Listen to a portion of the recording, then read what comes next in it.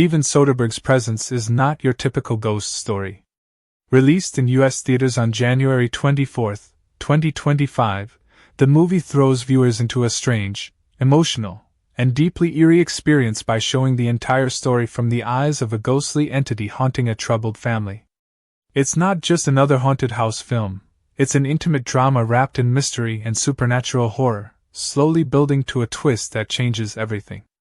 If you're wondering who the mysterious ghost really was and what its true mission turned out to be, this article breaks it all down in a simple, detailed way.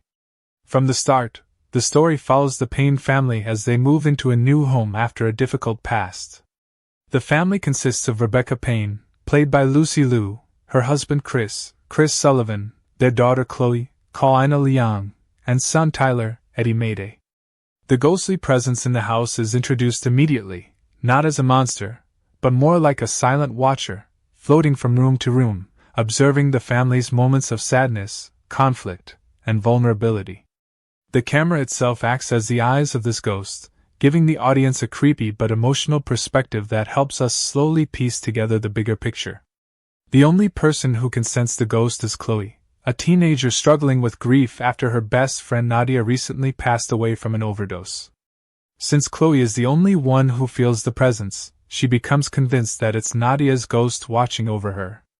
This belief brings her comfort, especially because Chloe is emotionally isolated in a family that's barely holding it together.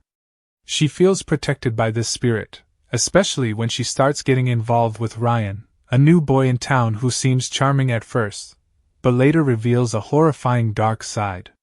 Ryan's entrance is where the movie takes a darker turn.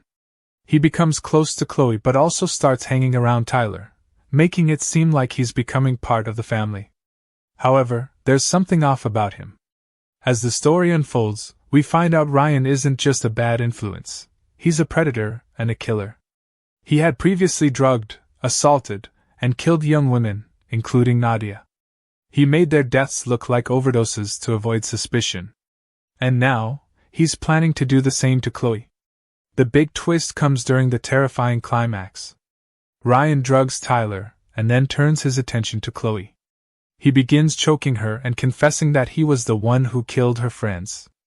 As he brags about his crimes and prepares to kill again, the ghost finally takes action.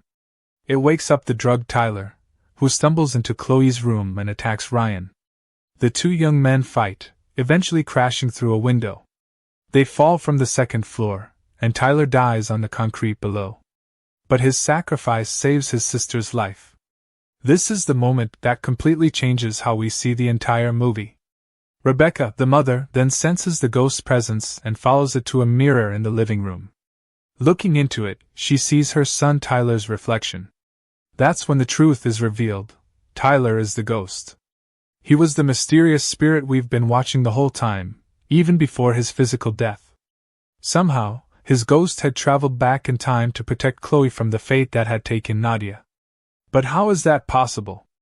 Earlier in the movie, a psychic named Lisa visits the family. She explains that spirits often don't know who they are or why they've appeared. Sometimes, they're even misplaced in time because they have a purpose to fulfill. She says the ghost in the house isn't tied to something that already happened, but something that will happen. She also cryptically mentions a window, which seems like a minor detail at the time but ends up being a major clue. That window is where the final fight happens, the place where Tyler dies and fulfills his ghost's destiny.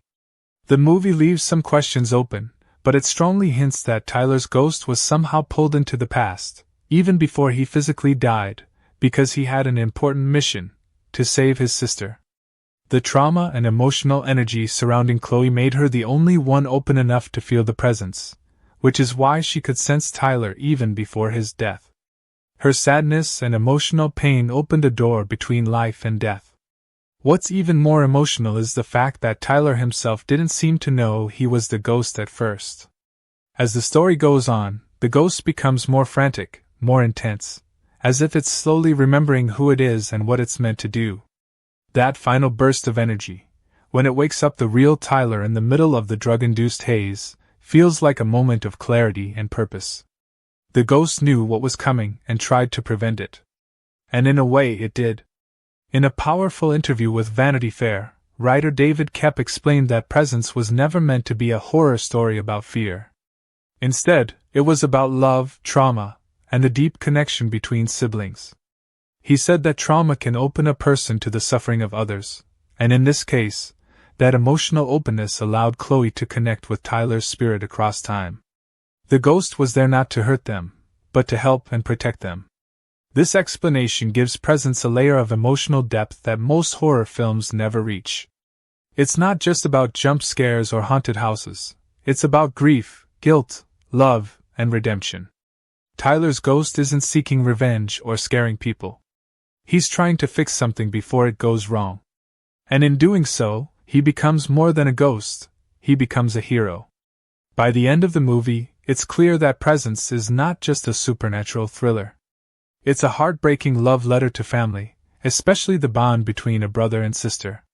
The final scenes linger long after the credits roll, leaving viewers to think about the people they've lost, the signs they may have missed, and the idea that love can cross even the boundaries of death and time.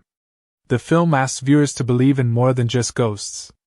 It wants you to believe in second chances, in emotional connection, and in the possibility that something bigger is out there, watching, protecting, guiding us even when we don't understand how or why. Whether or not you believe in spirits, Presence leaves a haunting message. Sometimes, the people we've lost are closer than we think. And sometimes, they return not to haunt us, but to save us.